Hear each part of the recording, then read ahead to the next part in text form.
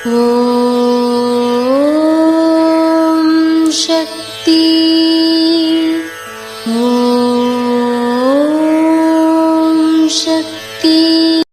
ஓம் சக்தி. உடல் வலிமை குறைந்து சோர்வு அடையும் போதுதான் உள்ளம் தூய்மையடைகிறது. அதுபோல உடலுக்கு வேலை கொடுத்து தொண்டு செய்யும் போதுதான் உள்ளத்திற்கு அமைதி ஏற்படுகிறது. இது அன்னையின் அருள்வாக்கு. குருவடி சரணம், திருவடி சரணம். ஓம் சக்தி. சக்திகளே, உங்களுடைய கருத்துக்கள் மற்றும் அனுபவங்களை கீழ்காணும் மின்னஞ்சல் முகவரிக்கு வீடியோ வடிவிலோ ஆடியோ வடிவிலோ எங்களுக்கு அனுப்பவும்.